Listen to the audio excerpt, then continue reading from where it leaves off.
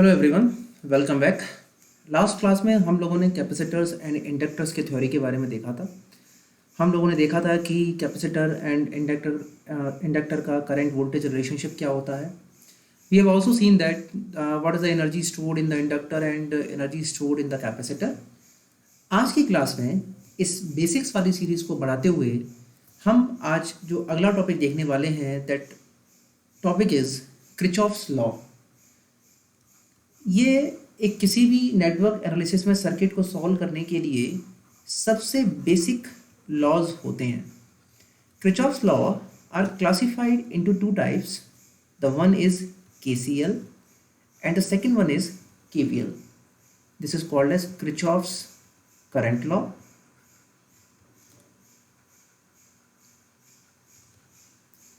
and this is called as Kirchhoff's voltage law.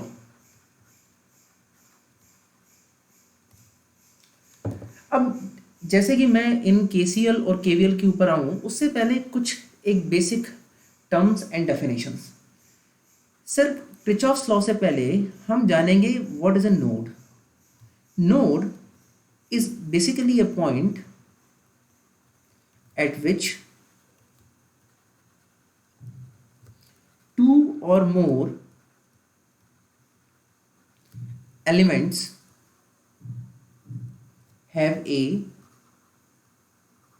common connection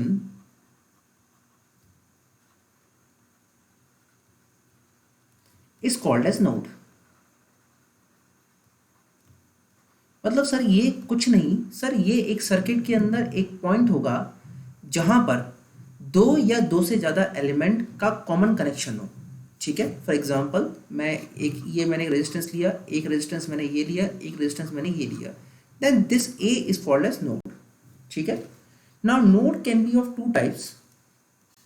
there is one simple node and the another one is principal node. Simple node मतलब हर कोई एक node, जहां पर जो node की ये जो मैंने बेसिक डेफिनेशन बताई है ना, ये डेफिनेशन एक्चुअली सिंपल नोड की है। ठीक है, तो सर प्रिंसिपल नोड का मतलब क्या है? When more than two elements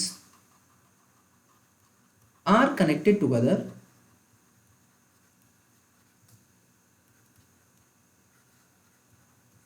then common point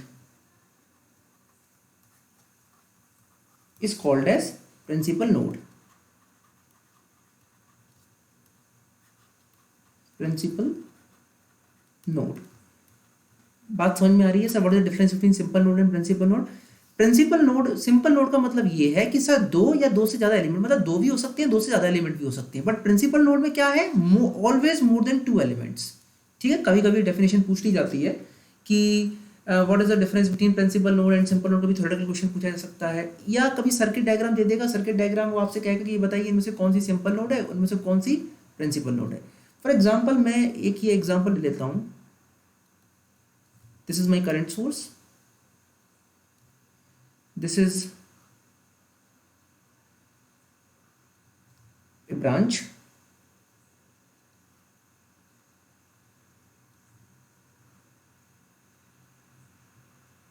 ठीक, यहाँ पर ये मैं एक नोड नंबर 1 है, this is node number 2, this is node number 3।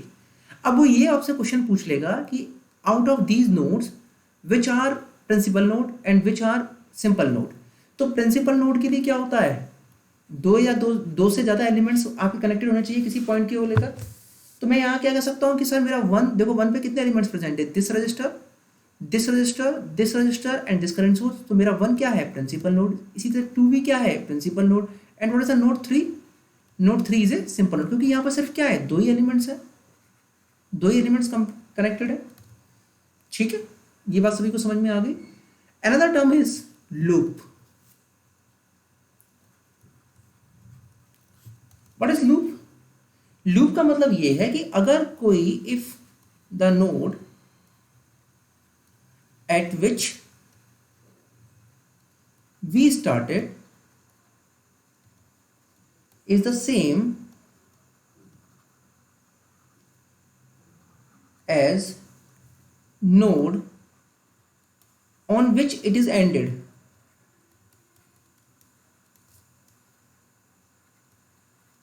Then this path is called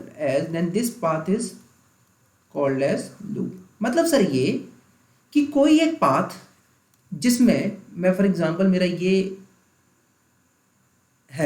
path है, यहाँ एक रजिस्टर है, यहाँ पर एक रजिस्टर है और ये यहाँ के खत्म हुआ, मतलब सर स्टार्टिंग मेरे नोड क्या है 1 और एंडिंग नोड क्या है 1। फिर ये जो पाथ है इस पूरे पाथ को मैं कहता हूँ लूप। ठीक है, बात समझ में आ गया। मतलब सर लूप का मतलब ये है कि it is a path where the starting node and ending node is same, then that path is called as loop. ठीक, तो ये दो टर्म आपको किरचॉफ्स लॉ से पहले समझ में आने चाहिए क्योंकि हम यहाँ बार बार बातें करेंगे। अब इन सब के बाद में हम डायरेक्टली आ जाते हैं KCL, that is Kirchhoff's current law. Kirchhoff's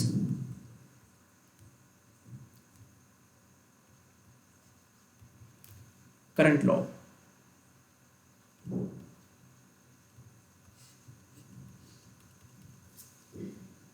Kirchhoff's current law states that the algebraic sum of currents entering any node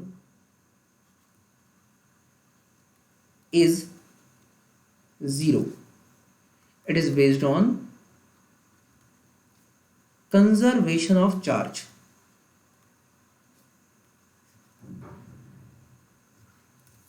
ठीक, किरचॉफ्स करंट लॉ ये कहता है कि सर किसी भी नोड के ऊपर algebraic sum of currents entering, मतलब एल्जेब्राइक का मतलब क्या हो गया sir, algebraic sum of currents entering, मतलब एल्जेब्राइक का मतलब ये हो गया कि बोथ साइंस, मतलब जो एंटरिंग हो रहे हैं उनको हम पॉजिटिव ले रहे हैं, जो गोइंग हो रहे हैं उनको हम नेगेटिव ले रहे हैं, उनका एल्जेब्राइक सम किसी भी नोड के ऊपर जो टोटल सम ऑफ करंट होगा, एल्जेब्राइक सम ऑफ करंट होगा, that must be 0 because it is based on the conservation of charge. तो मैं एक एग्जांपल लेता हूं, आपको उससे समझ में आ जाएगा स्टेटमेंट क्या स्टेटमेंट रहेगा। For example I have a node A, यहां पर 4 ब्रांचेस आ रही हैं,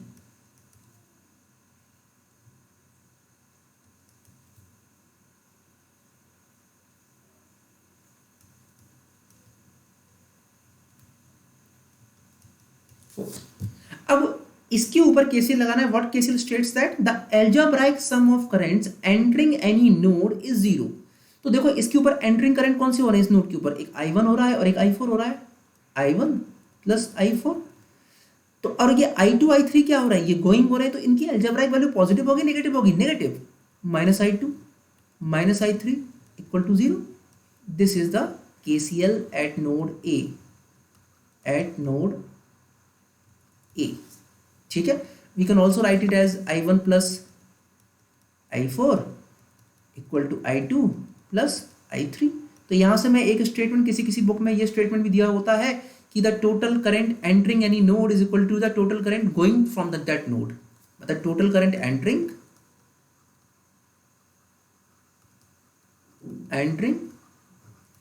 इक्वल टू टोटल करंट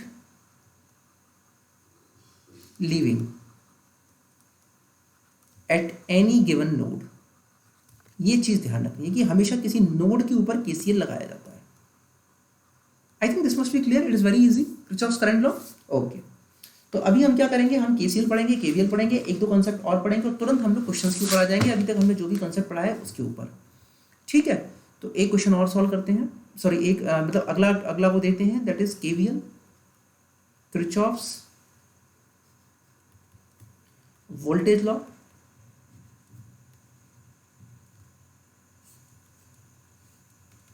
ये कहता है for any given loop,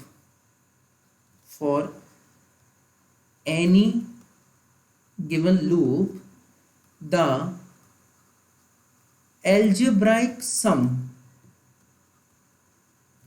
of voltages 0. It is based on conservation of energy. मतलब ये कहता है कि किसी भी लूप के अंदर, लूप की डेफिनेशन मैंने क्लियर की हुई है, किसी भी लूप के अंदर the algebraic sum of voltage must be 0. For example, मैं एक एग्जाम्पल लेता हूं। आई हैव दिस एलिमेंट जिसका एक पॉजिटिव टर्मिनल है, एक नेगेटिव टर्मिनल है। आई हैव अनदर एलिमेंट, इस एलिमेंट को मैं 1 बोल देता हूँ, इस एलिमेंट को मैं 2 बोल देता हूँ। It has positive terminal, negative terminal. इसका पोटेंशियल है V1, इसका पोटेंशियल है V2। Then I have another element that is 3, इसका भी पॉजिटिव टर्मिनल ये है, नेगेटिव टर्मिनल है, and it has potential V3। अब किरचॉफ्स वोल्टेज लॉ ये कह रहा है कि for any given loop, this is a loop बेटा, इसका स्टार्टिंग पॉइंट भी यहाँ पर है, एंडिंग पॉइंट भी यहाँ पर है, मैं इसको एक तरह लूप कंसीडर कर सकता हूँ, ठीक है। The algebraic sum of voltages is 0.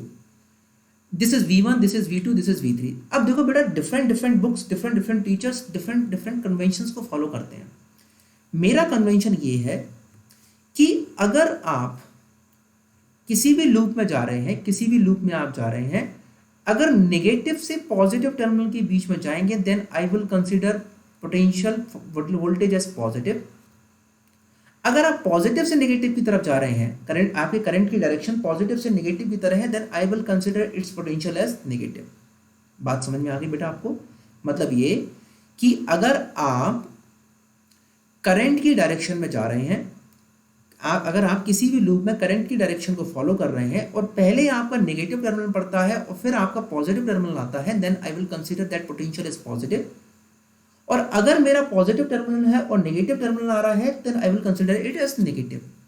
या दूसरी लैंग्वेज में मैं ये कहूं कि करंट की डायरेक्शन में अगर आप केवीएल लगाना चाहते हैं, अगर करंट की डायरेक्शन में आप केवीएल लगाना चाहते हैं, तो आने वाले पोटेंशियल ड्रॉप रजिस्टर के ऊपर I will consider it as negative. जब मैं क्वेश्चन सॉल्व करूंगा तो बताऊंगा, अच्छे से क्लियर होगा। अभी यहां पर देखो सर, मैं इस लूप में इसको एक क्लॉकवाइज रूप में मैं फॉलो कर रहा हूं, मेरा करंट, मेरा डायरेक्शन ये है।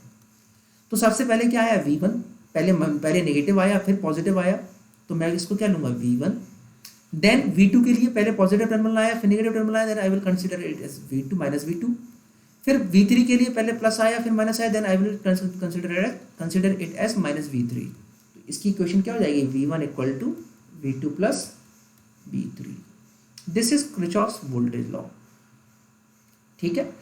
हो सकता है कि आपने अपनी प्रीवियस क्लासेस में या प्रीवियस जहां भी आपने सब्जेक्ट को ये फॉलो किया, वहां कन्वेंशन अपोजिट होता। आप कोई सा भी कन्वेंशन फॉलो कीजिए, चाहे इस तरीके से फॉलो कीजिए, चाहे आप अपने कन्वेंशन को फॉलो कीजिए, बट सही फॉलो कीजिए, ठीक है। मैं इस कन्वेंशन को फॉलो करता हूँ, you can apply different convention, the value, the answer must be same, ठीक है। चलिए, इस किरचॉफ्स वोल्टेज लॉ और केवीएल और केसीएल के लिए कुछ नोट, जो बातें ध्यान रखनी है हमें। KVL and KCL both fails for high frequency applications.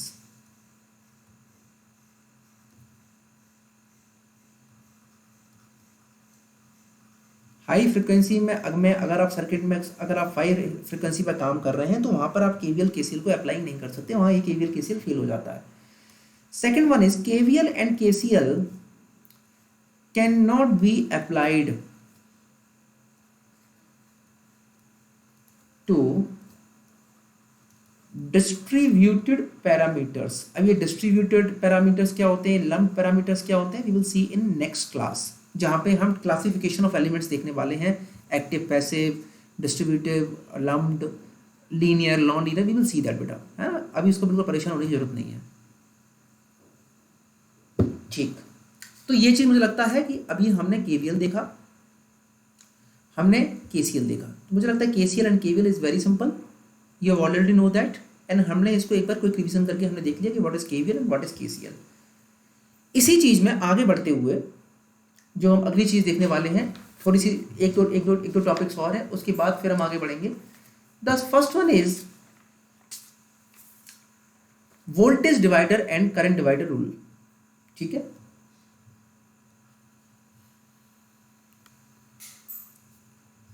Other concepts जो मुझे न्यूमेरिकल सॉल्व कराने के लिए जरूरत पड़ने वाला है। The first one is voltage divider rule.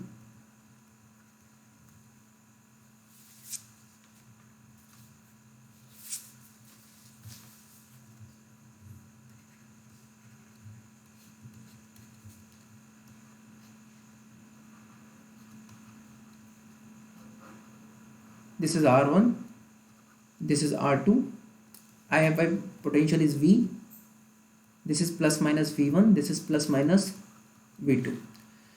तो वोल्टेज डिवाइडर रूल ये कहता है कि सर आप डायरेक्टली अगर आपके पास में एक पोटेंशियल दिया हुआ है और आपके पास में दो एलिमेंट है और आप डायरेक्टली ये निकालना चाहते हैं कि इन एलिमेंट्स के ऊपर कितना वोल्टेज डिवाइड होगा, we can directly apply that. Sir इस सर्किट में फ्लो होने वाला करंट क्या होगा, आई की वैल्यू क्या होगी, V upon R1 plus R2। तो यहां से ये करंट की वैल्यू आ गई, क्या मैं V1 की वैल्यू निकाल सकता हूं, V1 की वैल्यू यहां पे क्या होगी, I into R1, what is I, V upon R1 plus R2 into R1। इसी तरीके से V2 की वैल्यू क्या निकाल सकता हूं मैं, I into R2, V upon R1 plus R2 into R2। तो यहां से देख के सर मुझे ये लग रहा है कि V1 की वैल्यू है V, जिस रेजिस्टेंस के अक्रॉस लगाना है उस रेजिस्टेंस को मल्टीप्लाई करके और नीचे total resistance, this is V1। What is V2, total voltage multiply by its resistance, जिस एलिमेंट के अक्रॉस आपको निकालना है, and divide by total resistance. तो इस तरीके से सर हम निकालते हुए किसी भी हम सर्किट के अंदर जहां में टोटल वोल्टेज दिया हुआ है और सीरीज में दो रेजिस्टेंस लगे हुए हैं, we can apply the voltage divider rule.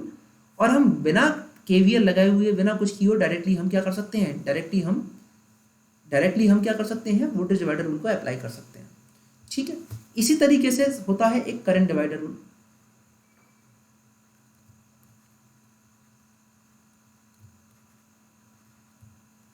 Current divider rule, this is R1, this is R2, this is total voltage V, this is total current I। पहली वाली ब्रांच में करंट फ्लो करेगा I1, दूसरी वाली branch में current flow करेगा I2। ठीक है सर, हमें पता है कि ये R1 R2 are in parallel with V, तो वोल्टेज पैरेलल में हमेशा क्या होता है, इक्वल होता है। तो सर V पोटेंशियल R1 के अक्रॉस भी होगा, V पोटेंशियल R2 के अक्रॉस भी होगा। ठीक है, तो यहां से मैं क्या I1 की वैल्यू निकाल सकता हूं, what is I1, I1 equal to आ जाएगा V upon R1। What is I2, I2 आ जाएगा V अपॉन R2। नाउ बेटा क्या आप मुझे यहां पर इस पैरेलल कॉम्बिनेशन ऑफ रेजिस्टेंस को सॉल्व करके बता सकते हैं इस इक्विवेलेंट रेजिस्टेंस कितना होगा, what is equivalent resistance, R1 R2 upon R1 plus R2। तो करंट की वैल्यू क्या हो जाएगी, I equal to V upon R equivalent. तो V की वैल्यू क्या हो जाएगी, I इंटू R इक्विवेलेंट। तो V equal to I into R equivalent is R1 R2 upon R1 plus R2, equation number 1। अब आप क्या करिए, यहां पर आप I1 की इक्वेशन रख दीजिए, I1 की इक्वेशन V की वैल्यू रख दीजिए, I1 equal to I into R1 R2 upon R1 plus R2 divide by R1। R1 से R1 कैंसिल हुआ, I1 की वैल्यू आ गई I into R2 upon R1 plus R2। ठीक है, तो ये देखिए सर करंट में मुझे यहाँ पर वोल्टेज डिवाइडर रूल से थोड़ा अपोजिट है कि जिस ब्रांच में आप करंट, अगर दो ब्रांचेस अगर आपके पास में गिवन है, तो अगर आपको वोल्टेज करंट डिवाइडर रूल लगाना है तो क्या करेंगे आप, जो ब्रांच है उसके अपोजिट वाली ब्रांच का रेजिस्टेंस है ना, जो ब्रांच है उसके अपोजिट वाला रेजिस्टेंस।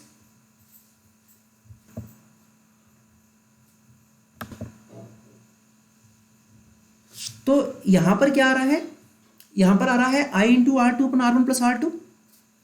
ठीक है, तो इसी तरीके से सर मैं अगर I2 की वैल्यू निकालने की कोशिश करूं तो I2 की वैल्यू क्या आएगी, V upon R2, V upon R2। हम V की वैल्यू यहां पर रख दें,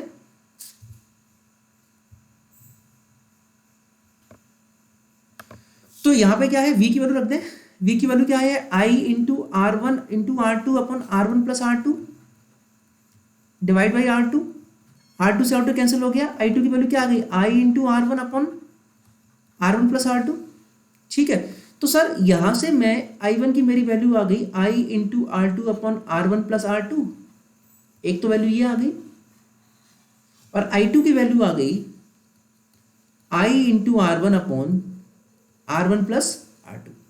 इन दोनों चीजों को देखने के बाद सर मुझे ये चीज समझ में आ रही है कि जो ब्रांच है उसके अपोजिट वाली ब्रांच का जो रेजिस्टेंस है multiply with that total current divide by total resistance. इसमें सर देखिए I2 के साथ में जो I1 वाली ब्रांच है उसका resistance multiply with divide by with total resistance. तो इस तरीके से करंट डिवाइडर रूल में हम I1 I2 की वैल्यू निकाल सकते हैं। ठीक है, एक चीज और भी की जा सकती है सर कि अगर I1 मेरे पास अगर फॉर एग्जांपल अगर मैं चाहूँ कि इसको दूसरी फॉर्म में भी लिख सकता हूँ सर कि मैं इस पूरे एक्सप्रेशन को राइट हैंड साइड के एक्सप्रेशन को R1 R2 से डिवाइड कर दूं न्यूमरेटर एंड डिनोमिनेटर को, तो I1 की वैल्यू क्या हो जाएगी I अपॉन R1, मैंने क्या कर रहा हूँ divide by R1 R2 in both numerator and denominator. ठीक है, तो मैं न्यूमरेटर में डिवाइड करूंगा R1 R2 से, क्या होगा R1 R2 कैंसिल हो जाएगा, डिनोमिनेटर में बचेगा R1 और यहाँ क्या बचेगा 1 upon R1 plus 1 upon R2। इसी तरीके सेम I2 में क्या होगा I upon R2 upon 1 plus R1 plus 1 upon R2। एक तरीके का रिलेशन लिखने का ये भी तरीका है, दोनों तरीके से मैं लिख सकता हूं, बट इस वाले रिलेशन से मैं जनरलाइज कर सकता हूं करंट डिवाइडर रूल को।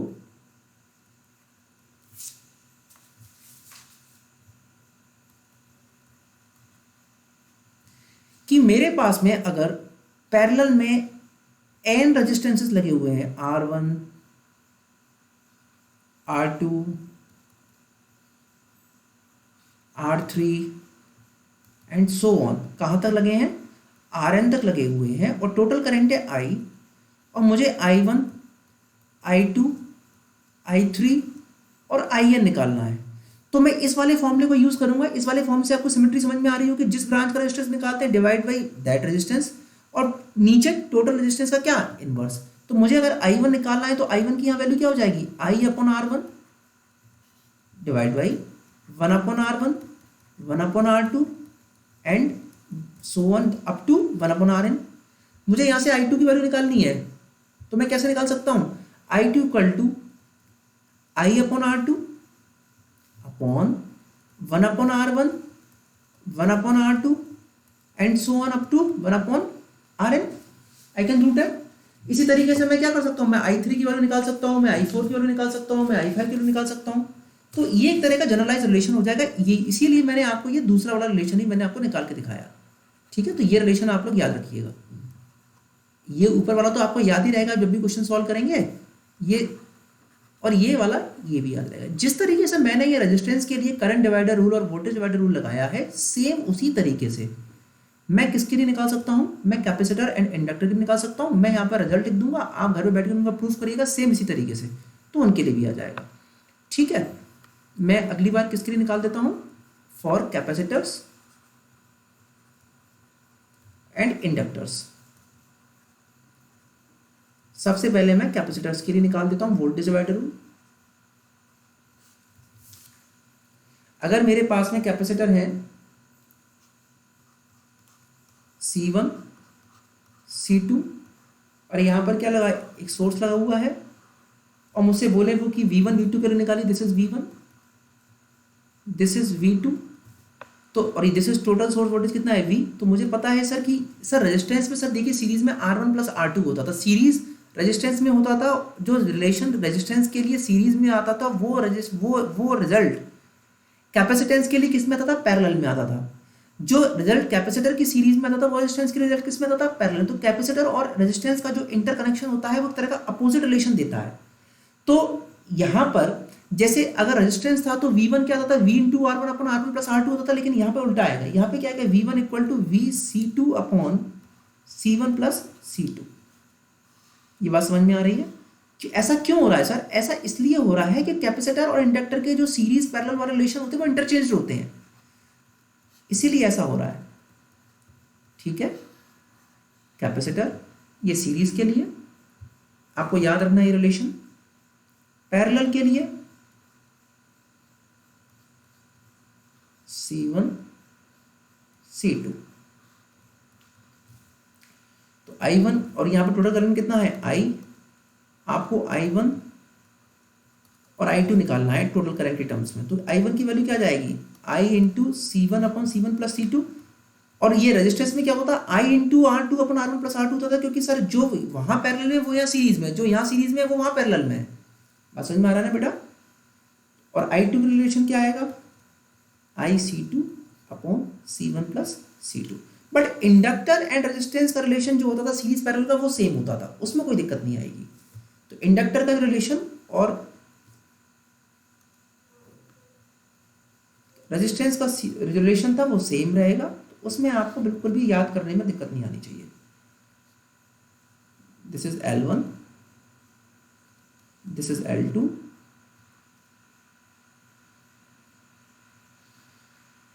ठीक है, this is V1, this is V2, this is V।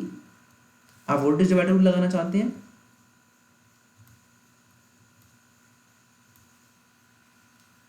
इसको क्या कैसे निकालेंगे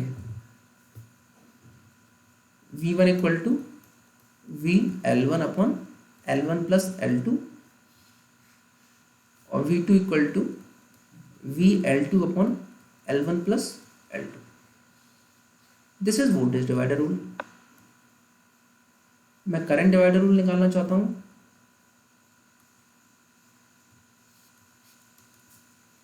तो दिस इज L1,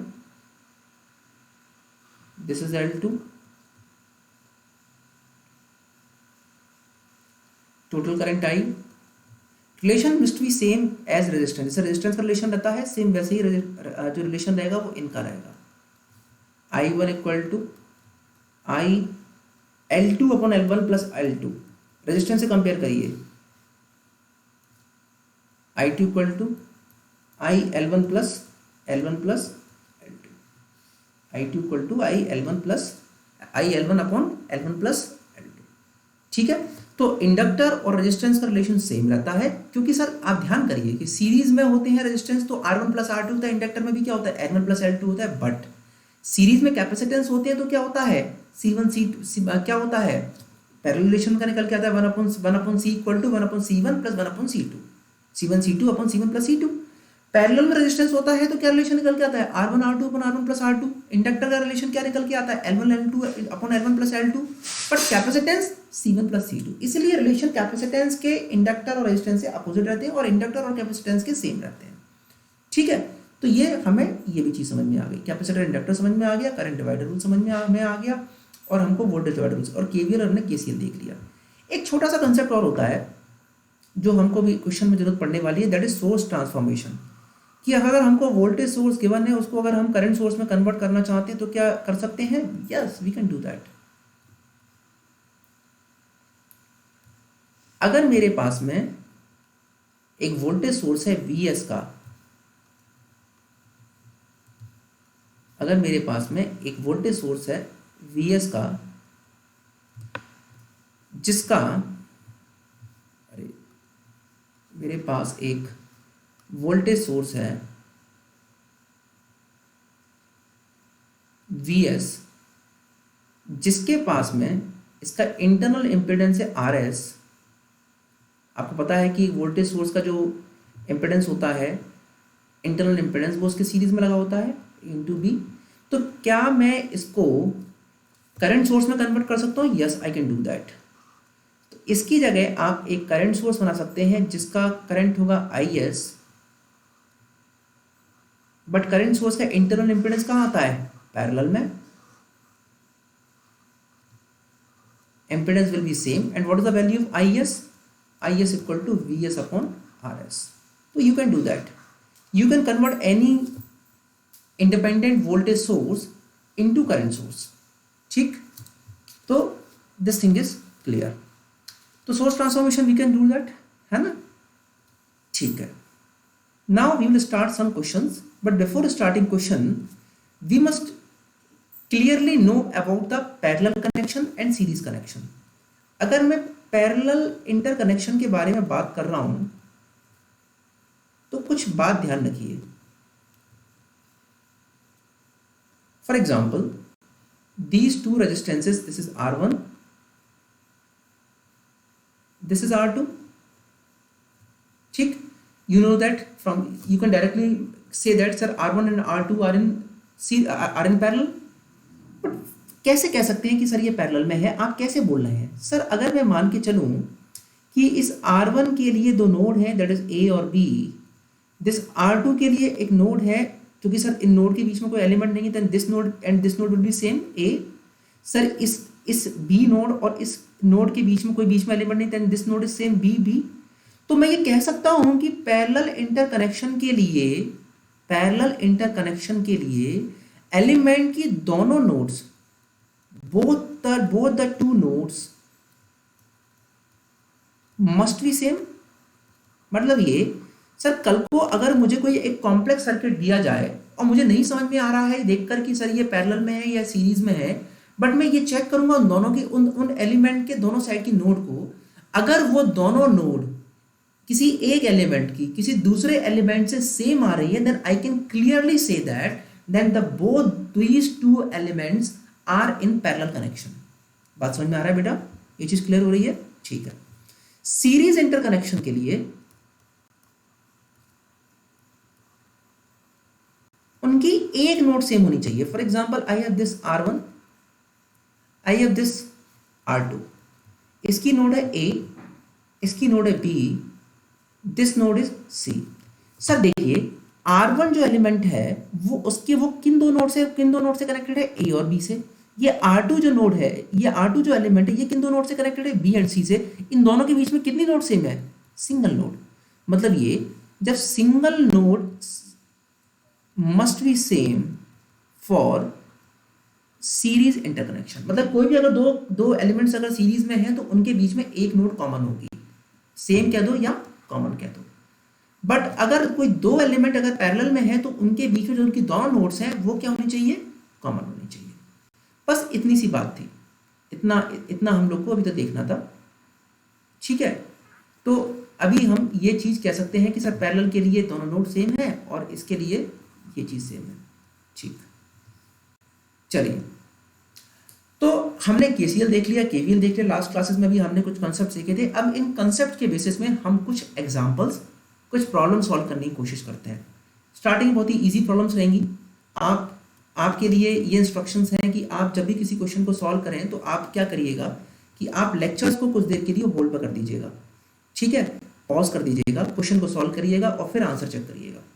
सबसे पहला क्वेश्चन देखते हैं. Find I1 and I2 in the following figure. ठीक है, हमें इस क्वेश्चन में I1 निकालना है, I2 निकालना है. ठीक है, with the help of different laws. तो मैं एक काम करता हूं कि मैं, देखिए सर, ये जो ऊपर वाली नोड है ये तो सब जगह सेम ही है. A है, ये भी A रहेगा, ये भी A रहेगा और ये भी A रहेगा. इस सर्किट के अंदर एक 5 एम्पीयर का करंट दिया हुआ है, एक 5 ओम का रेजिस्टेंस है, एक डिपेंडेंट करंट सोर्स है जिसका करंट है 4I2 और एक 1 ओम का रेजिस्टेंस है. मुझे यहाँ पर I1 निकालना है, I2 निकालना है. तो मैं कैसे करूंगा? आप कुछ नहीं, आप एट नोड A पर क्या करिए? आप एट नोड A पर KCL लगा दीजिए. ठीक है, तो KCL क्या कहता है? The algebraic sum of currents entering at any node is 0. तो देखो, A नोड के ऊपर कौन सा करंट आ रहा है? 5 एम्पियर आ रहा है. और कौन सा करंट आ रहा है? 4I2 आ रहा है. तो ये तो क्या होंगे? पॉजिटिव में होंगे. और जो करंट नहीं आ रहे हैं that is I2 minus I1 equal to 0. तो मैं इसके लिए क्या कह सकता हूँ? 5A plus 4I2 minus I2 minus I1 equal to 0. यहाँ से मैं रिलेशन निकाल सकता हूँ 4I2 माइनस मतलब इसको ऐसे बोल सकते हैं I1 माइनस 3I2. मैं बोल सकता हूँ 5 ampere plus I1 minus 3I2. ठीक है, तो इस तरीके से क्या हो जाएगा? इस तरीके से हम निकाल लेंगे. अब इसके बाद में एक इक्वेशन तो ये हो जाएगी. दूसरा ये कि सर ये सारी ब्रांचेस पैरेलल में हैं तो इनके अक्रॉस जो वोल्टेज होगा वो सेम होगा. तो ये जो सेकंड वाली ब्रांच है और ये जो फोर्थ वाली ब्रांच है, इनके अक्रॉस वोल्टेज होगा वो सेम होगा बेटा, और दोनों की करंट डायरेक्शन भी क्या है, सेम है। तो आप मुझे बताओ कि सेकंड वाली ब्रांच में वोल्टेज डेवलप कितना होगा, I2 इंटू 5, और ये फोर्थ वाली ब्रांच है वहां पर वोल्टेज कितना होगा, I1 इंटू 1। तो यहां से रिलेशन क्या निकल गया कि I1 equal to 5I2। This is second equation. इस इक्वेशन की वैल्यू को आप फर्स्ट इक्वेशन रख दीजिए, वहां से I1 I2 की वैल्यू निकल के आ जाएगी। तो 5 equal to 5I2 minus 3I2। ठीक है, तो ये कितना हो गया, 2I2 इक्वल टू 5। यहाँ से I2 की वैल्यू कितनी आ गई, 5/2 इक्वल टू 2.5 एम्पियर। और सेकंड इक्वेशन सॉल्व करके हम किसकी वैल्यू निकाल लेंगे, हम I1 की वैल्यू निकाल लेंगे, that is 5 into 2.5 equal to 12.5 ampere. ठीक है, तो with the help of the single law that is KCL we can solve the problems. तो यहाँ पर दो कॉन्सेप्ट एक यूज हुए, एक तो हमने सर एक नोड ए पर KCL लगाया। सर ये हम ऐसा क्यों कह पा रहे हैं कि ये भी नोड ए है, ये भी नोड ए है, ये भी नोड ए है, ये भी, क्योंकि सर इनके बीच में कोई एलिमेंट्स प्रेजेंट नहीं है। जब तो कोई एलिमेंट प्रेजेंट नहीं तो नोड डिफरेंट क्यों, ये सारी नोड क्या है, ये कॉमन है। ये सारी नोड बी नीचे वाली सारी क्या है, कॉमन है, दैट इज नोड बी। ठीक है, और दूसरा हमने ये देखा कि पैरेलल इंटरकनेक्शंस में सर वोल्टेज क्या होता है, सेम होता है। वी नो दैट कि अगर कोई भी दो एलिमेंट्स पैरेलल में है तो उनका जो वोल्टेज होगा वो क्या होगा, वो सेम होगा। और अगर कोई सीरीज कनेक्शन है तो वहां करंट क्या होगा, वो सेम होगा। ये तो बेसिक है बिल्कुल। चलिए, तो ये फर्स्ट क्वेश्चन सभी क्लियर हुआ। ठीक, अगला क्वेश्चन जब भी आप सॉल्व करेंगे तो आप क्या करेंगे, कुछ देर के लिए आप वीडियो को पॉज करेंगे, क्वेश्चन को सॉल्व करेंगे और फिर आंसर को चेक करेंगे। This is the way in which we solve the questions. चलिए, इसमें ये कह रहा है what is the power absorbed by each register. ठीक है, वो आपसे ये पूछ रहा है कि हर एक रजिस्टर के अक्रॉस कितना पावर एब्जॉर्ब्ड होगा। We know that power absorbed by register equal to I square into R। तो आपको बेसिकली क्या करना है, आपको बेसिकली हर रजिस्टर के अक्रॉस आपको करंट निकालना है। ठीक है, तो मैं यहाँ पर करंट मान लेता हूँ I1, यहाँ पे मान लेता हूँ I2, यहाँ पे मान लेता हूँ I3। ठीक है, सबसे पहले मैं इस वाले लूप, जो मेरा जो फर्स्ट लूप है, इसमें मैं KVL लगाऊंगा। ठीक है बेटा, KVL लगाओ। तो मैं क्या करूंगा, देखो ध्यान से, करंट की डायरेक्शन में जाऊंगा और जितने रेजिस्टेंस पड़ेंगे वहां पर नेगेटिव वोल्टेज लूंगा, और नेगेटिव से पॉजिटिव टर्मिनल की तरफ जाएंगे तो हम पॉजिटिव लेंगे। तो यहाँ पे KVL लगाएंगे by applying KVL in first loop. तो वैल्यू क्या आएगी, 2, क्योंकि नेगेटिव से पॉजिटिव जा रहे हैं बेटा बैटरी पर, माइनस। अब करंट के डायरेक्शन में जा रहे हैं और क्या पड़ा है, रेजिस्टेंस पड़ा है, तो क्या वैल्यू आएगी, I1 इंटू 1 इक्वल टू 0। तो बेटा I1 की वैल्यू कितनी आ गई, 2 एम्पियर। चलिए, नाउ अब मैं KVL किस पे लगाने वाला हूं, मैं KVL लगाने वाला हूं 2 वोल्ट से जाते हुए इस 2 ओम के रेजिस्टेंस तक। ठीक है, this is my second loop. आप ऊपर से जाएंगे और 2 ओम रेजिस्टेंस तक जाएंगे, इसमें KVL लगाइए by applying KVL in second loop. Value क्या आएगी, 2 minus 2 into I2 equal to 0। I2 की वैल्यू कितनी आ गई, 1 एम्पियर। ठीक है, अगेन मुझे I3 निकालना है। तो I3 के लिए मैं क्या करूंगा, मैं I3 के लिए तो ये वाले लूप में KVL लगाऊंगा। It's simple. तो वैल्यू क्या आएगी, by applying KVL in third loop. तो वैल्यू क्या आएगी, 2 minus 5 into I3 equal to 0। I3 की वैल्यू बेटा यहां से क्या आ जाएगी, 2/5 एम्पियर। दिस इज क्लियर, सभी को बेटा ये चीज क्लियर है। अब पावर निकालना है, तो P1 की वैल्यू क्या होगी, I1 square into R। P1 की वैल्यू क्या आएगी, I1 square into R। I1 की वैल्यू कितनी है, 4 इंटू R कितना है, R1 की वैल्यू कितनी है, 1, तो 4 वॉट। P2 की वैल्यू कितनी है बेटा, I2 square into R।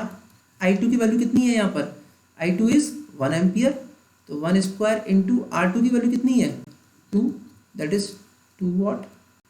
T3, I3 square into R3, बेटा what is I3? I3 is 2/4, इसका स्क्वायर कितना हो जाएगा 4/25 इंटू R3 इज 5, 5 से 5 कैंसिल, मतलब ये 0.8 वाट। ठीक है, यहाँ पर हमने इस क्वेश्चन में हमने क्या किया बेसिकली बेटा, हमने इस क्वेश्चन में ये किया कि हमने I1 I2 I3 लगाया with the help of KVL, different loop लेकर।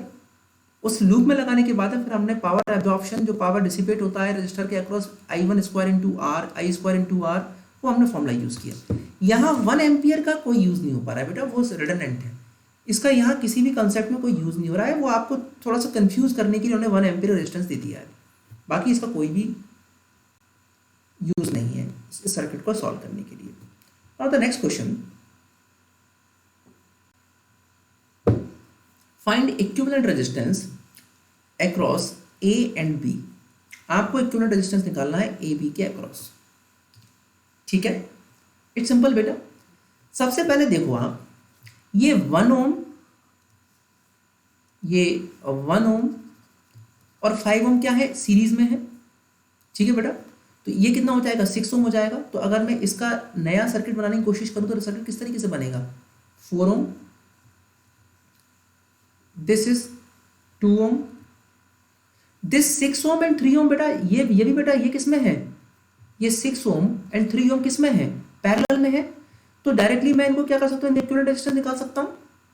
ठीक है, तो ये 6 ओम और 3 ओम मिलके क्या हो जाएंगे, 6 इंटू 3, 6 प्लस 3 मतलब 18/9 इक्वल टू 2 ओम। ठीक है, तो इसकी जगह मैं क्या करूं, ये इन दो पैरेलल की जगह मैं यहां पर 2 ओम लगाता हूं और यहां पे क्या करता हूं, 2 ओम लगाता हूं। ठीक है, एंड दिस 1 ओम प्लस 5 ओम, ये 1 ओम और 5 ओम क्या है सीरीज में, इनका क्या होगा R1 प्लस R2, तो ये कितना हो जाएगा 6 ओम। ये इस तरीके से सर्किट बन जाएगा। इसके बाद कि 2 ओम किस में हो जाएगा, सीरीज में, तो ये किस में आ गया 4 ओम, और ये किस में हो जाएगा 6 ओम। और ये 4 ओम 6 ओम किस में है बेटा, ये 4 ओम और 6 ओम दे आर इन पैरेलल। तो पैरेलल होने के बाद में इनका क्या हो जाएगा, इक्विवेलेंट रेजिस्टेंस कितना हो जाएगा इन दोनों का, इनका और इनका, तो इनका हो जाएगा 4 इंटू 6 प्लस 10, तो this is 24 divide by 10, this is 12/5। ठीक है, और इक्विवेलेंट रेजिस्टेंस इसका फिर ये 12/5 और ये किस में हो जाएंगे, ये सीरीज में हो जाएंगे। तो 2.4 प्लस 4 ओम, तो वैल्यू कितनी आ जाएगी 6.4 ओम इज द वैल्यू। ठीक है, तो हमने सबसे पहले इस क्वेश्चन में क्या किया, हमने इस क्वेश्चन में किया this 1 ohm plus 5 ohm is series, तो ये किस में आया 6 ओम में आ गया। दिस 6 ओम 3 ओम किस में है, पैरेलल में है, तो इसकी जगह क्या बन गया 2 ओम बन गया। 2 ओम आर इन सीरीज, तो 4 ohm into 6 ohm, but 4 ohm and 6 ohm are in parallel, तो इससे क्या हुआ 24 डिवाइड बाई 10, जिससे वैल्यू क्या आएगी 2.4, एंड देन 2.4, ये जो वैल्यू 2.4 आया, इसके बाद क्या सर्किट में सर्किट डायग्राम बना देता हूँ जिससे आपको कंफ्यूज ना हो।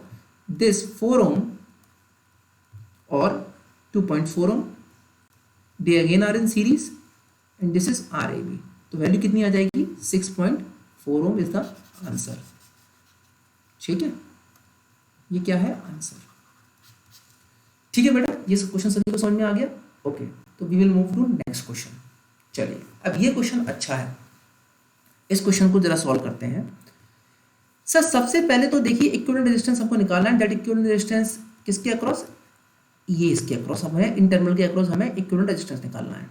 ठीक है, सबसे पहले आप ये देखो sir, this 1 ohm and this 5 ohm are in series.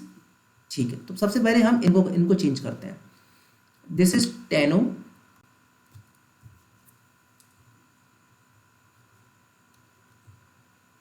और this is 3 ohm, this is 1 ohm, this is 6 ohm, this is 4 ohm, 12 ohm, और this is in parallel in 6 ohm। ठीक, चलिए अब आप एक चीज ध्यान देने से कोशिश करिए। I will, this node is A this is B and this is also same B. ठीक, अब देखो ध्यान से देखो कि सर ये जो 12M वाला जो रजिस्टर है ये किन किन नोड के बीच में प्रेजेंट है, ए और बी के में प्रेजेंट है। दिस 4 ओम ये किन नोड के बीच में प्रेजेंट है, ए और बी के फॉर्म में प्रेजेंट है। और दिस 6 ओम ये भी किन के बीच में प्रेजेंट है, ए और बी के फॉर्म में प्रेजेंट है, ए और बी के बीच में प्रेजेंट है। तो sir these 3 resistances are in parallel, क्योंकि इन दोनों की नोड क्या है, इन दोनों की नोड क्या है, सेम। देखो फिर से देखो, 6 ओम की नोड क्या है, ए बी। 4 ओम की नोड क्या है, ए बी। ये 12 ओम की नोड क्या है, ए बी। तो ये तीनों के तीनों किस में है, पैरेलल में है। तो हम क्या कर सकते हैं, हम एक सर्किट बना सकते हैं जिसमें एक रेजिस्टेंस तो ये बन जाएगा जिसको मैं बोल देता हूं अभी R1। ठीक है, R1, फिर देन दिस इज 1 ओम। ठीक, फिर एक 3 ओम बनेगा और एक 6 ओम बनेगा। ठीक, और दिए एक ये 10 ओम बनेगा। And what is R1? R1 is 12 parallel 4 parallel 6। तो सबसे पहले क्या करता हूँ मैं, 4 और सबसे पहले मैं ये मतलब एक काम कर लेता हूँ कि मैं 4 और 6 का पैरेलल, 12 और 4 का पहले निकाल लेता हूँ, फिर 6 के साथ निकाल लेता हूँ। तो 12 इंटू 4 डिवाइड बाई 16, 4 1 4 4 3। तो 12 पैरेलल क्या आया, ये 3 आया। तो मतलब ये कि 3 पैरेलल 6, इनका पैरेलल कॉम्बिनेशन क्या आएगा, 3 इंटू 6 डिवाइड बाई 3 प्लस 6, मतलब 18 डिवाइड बाई 9 इक्वल टू 2 ओम। तो R1 की वैल्यू आपकी आ गई 2 ओम। अब देखो ध्यान से, दिस अगर मैं अब ये नोड मान लूं, दिस इज माई सी और ये तो मेरा बी है। ठीक है बेटा, this is A, this is B.